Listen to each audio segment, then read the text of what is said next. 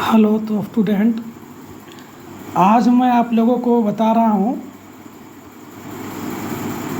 Pharmacist का जो 3 month का मतलब 500 घंटा का जो ट्रेनिंग होता है उसके बारे में बताना चाह रहा हूँ। ये ट्रेनिंग कब कर सकते हैं?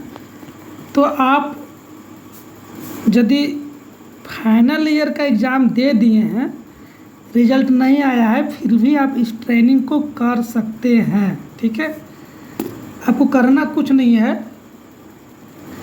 आपको एग्ज़ाम देने के बाद आपको जिस इंस्टीट्यूशन में या जिस कॉलेज में से आप डिप्लोमा इन फार्मेसी कर रहे हैं, जाइए अपना प्रिंसिपल के पास।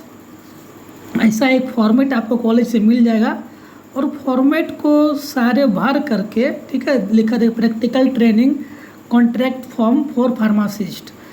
ये सारे इन्फॉर्मेशन को आपको भरना है, जैसे सेक्शन 1 में दिया हुआ है। This form has been issue to sir, है ना, या जो भी है श्रीमती, ये अपना नाम लिख देना है, नेम ऑफ स्टूडेंट फार्मासिस्ट। ठीक है, ये सारे भाग फिल करके आपको जो है सो इसके बाद देखिए यहाँ पर दिया हुआ है head of academic training institution, है ना, जो आपका ट्रेनिंग इंस्टीट्यूशन है, मतलब प्रिंसिपल वहाँ का ये हेड का ये आपका सिग्नेचर, डेट मोहर रहेगा, signature of the student pharmacist का सिग्नेचर रहेगा।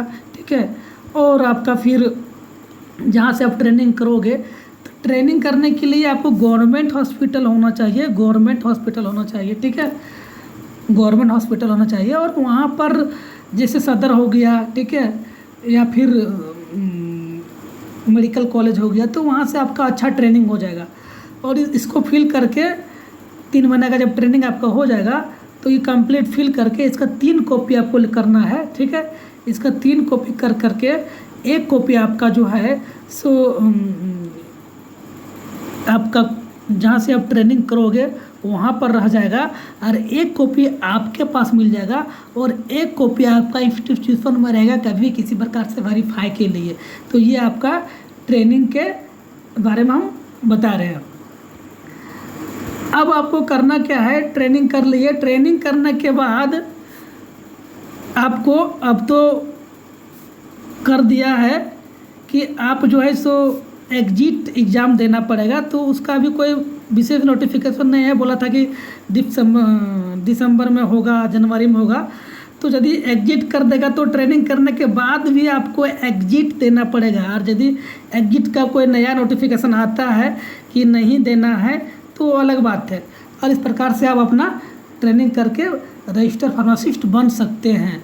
इसके बाद आप उसको जो है अपना स्टेट का फार्मेसी काउंसिल में जाइए, वहाँ से उसको जैसा है ऑनलाइन ऑफलाइन कर करके और आपको फॉर्म को भर करके इसको आप पूरा कर सकते हैं।